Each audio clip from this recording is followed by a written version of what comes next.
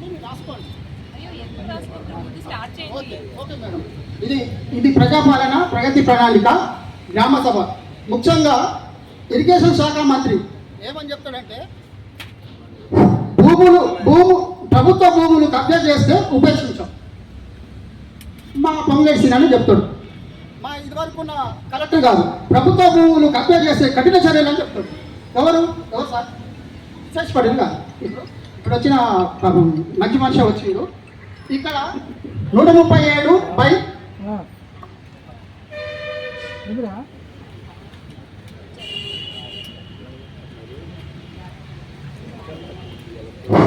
137/3/2 రాసుకోండి సార్.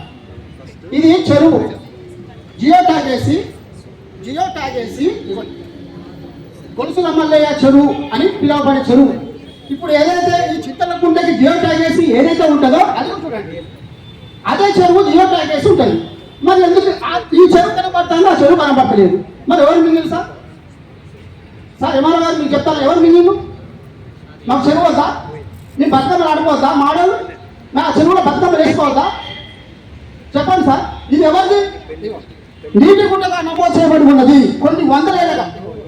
ఇది నీటిపారుదల శాఖ కింద నీటి గుంటగా నమోదు చేయబడి ఉన్నది.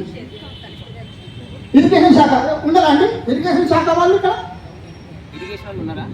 సార్ ఎవరైనా ఉన్నారా? మొత్తం నిద్రపోతున్న ఇరిగేషన్ శాఖ వాళ్ళు ఇక్కడ ఉన్నారా?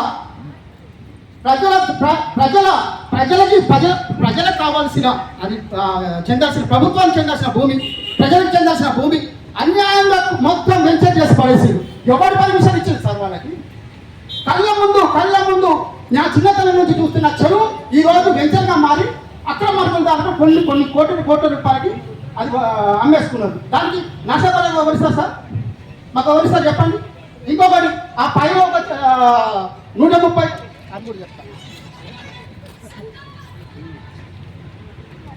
137/1 రాసుకోండి. 1980లో సర్కారీ అని చెప్పి ఇంటికి కొట్టుంటాయి, 90 ఇంటికి కొట్టుంటాయి, 2000 ఇంటికి కొట్టుంటాయి, 2010లో ఇంటికి కొట్టుంటాయి, 2010లో ఎవరో కొడతారు. అది ప్రభుత్వ భూమైనప్పుడు ప్రభుత్వం వాళ్ళకి అమ్మాలి కదా. పోనీ వాడు కొనుక్కునేటట్టే ఎవడో ఒకడు అమ్మాలా? అవునా కదా సార్? నేను అనేది ఏంటంటే మనం పోరాడేది ప్రజలకు చెందాల్సిన భూములని.